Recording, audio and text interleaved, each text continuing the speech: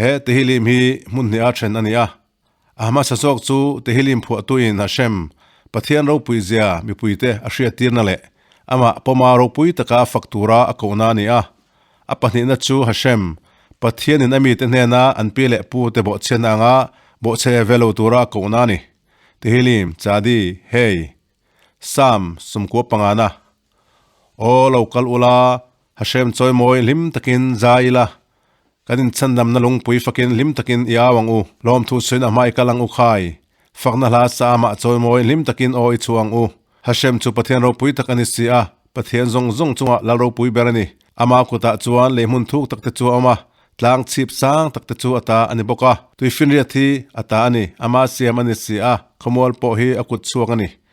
o local ula bokhupa chibai bukin chingchi in Hashem min siam tu ma khop thapin ikunang u ani chu kan pathian ani a keni hi aran tlat na huna mi le akuta kele beram te kan si a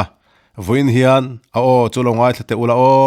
meriva a anti ang khan in thinlung di khau su thalera ma sa ni ang khan chumelai chuan in thla tu te chuan min china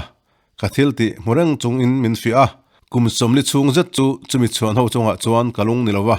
an thinlunga ngai chul mangmi an ni a ka kong te pon shalo ka ti a chu wangin ka chol ha dam narama chon an lu lowang ti in thin urin chia ka cham ta hialani he tehilim hi mun nia then ania ahma sasok chu tehilim phu tuin Hashem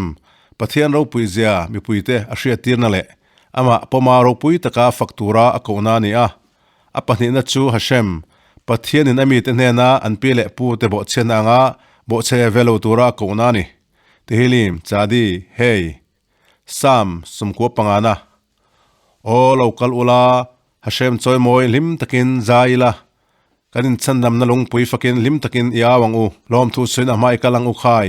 fakna la sa ma choi moi lim takin oi chuang u Hashem chu pathian ro pui takani sia pathian zong zong chunga la ro pui berani ama ku ta chuan le mun thuk takte chu ama tlang chip sang takte chu ata ani boka tuifin ria thi ata ani ama siam ani sia khomol po hi akut chuang ani o local ula bokhupa chibai bukin chingchi in Hashem min siam tu ma khop thapin ikunang u ani chu kan pathian ani a keni hi aran tlat na huna mi le akuta kele beram te kan sia voin hian a o chulongai thate ula o meriva a anti ang khan in thinlung di khau su thalera ma sa ni ang khan chumelai chuan in thla tu te chuan min china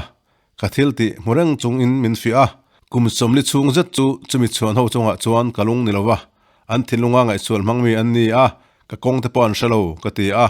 chu wangin ka chol ha dam narama chon an lu lowang ti in thin urin chia ka cham ta hialani he tehilim hi mun nia then ania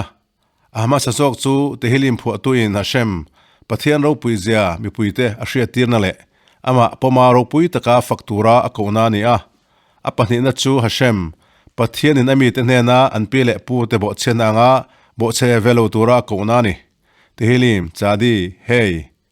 sam sumko pangana o local ula Hashem choi moi lim takin zaila kanin chandam na lung pui fakin lim takin iawang u lom thu sin amai kalang u khai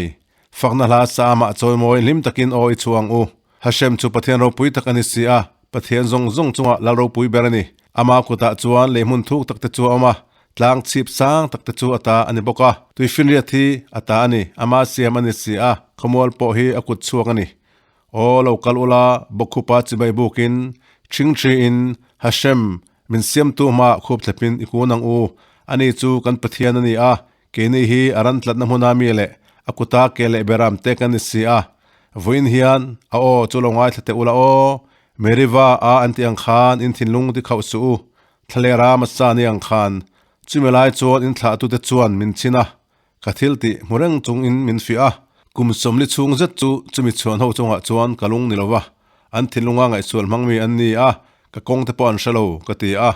chu wangin ka chol ha dam narama chon an lu lowang ti in thin urin chia ka cham ta hialani